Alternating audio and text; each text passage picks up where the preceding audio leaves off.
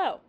Today I wanted to show you how we make infused vinegars to make quick summer drinks. So this first one that I made was a blackberry infused oxymel. I just filled the jar with frozen blackberries, and then I added about half vinegar. I accidentally did a bit too much vinegar this time, but you want approximately half vinegar and half honey to fill the jar. So it's very quick and simple. You could also add thyme or other things to this. I just kept it blackberry this time. And then I'll let this sit on the counter for a couple of days, opening it every day just to make sure that pressure doesn't build up in there. It shouldn't really be fermenting at this point, but just to be safe. Then I will put this in the fridge and it will last for many weeks.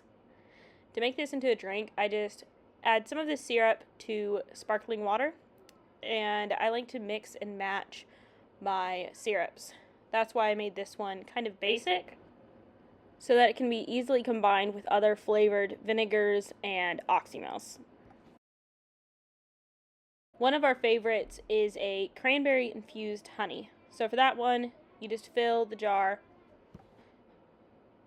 So to make the cranberry infused honey, you just fill the jar with fresh or frozen cranberries, and then fill to the top with honey. We also like to add in cinnamon, cloves, nutmeg, allspice. You can get pretty creative with this, or you can leave it very simple. I recommend looking on Pinterest if you would like more exact recipes, or even for ideas for different flavor combinations. Just search for shrubs, oxymels, or infused vinegars. I was doing a bit of drink prep this day, so I also made a vanilla bean sugar to use in our dandy blend or coffee.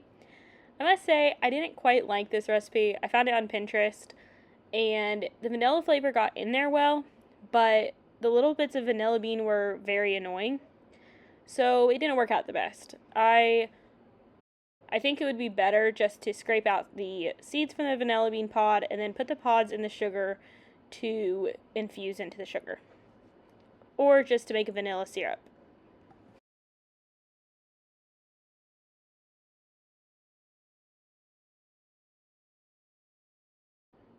The next recipe I made was for a blueberry, not oxymel, but similar to oxymel, but it was sugar and vinegar infused with the blueberry juices. This one is really good, but my camera died, so you don't get to see the whole process.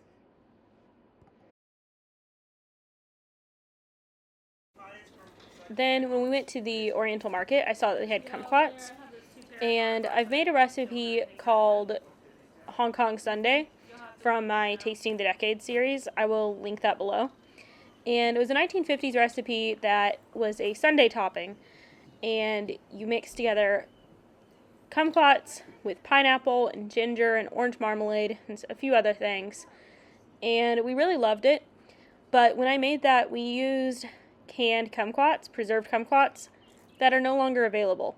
And Mom has been really wanting Hong Kong sundaes. So I decided I would make a Korean chung and then use the kumquats from that to make the Hong Kong sundaes. I will link the video where I learned about this. I will link the video where I learned about chung from, and you can follow the recipe. You just prepare your fruit and then weigh it to calculate how much sugar you will need for the fruit. Can't remember what the ratios are now because this was back in May, I think. I'm really behind on videos, so sorry about that. But I'll link the video where I learned about the recipe from.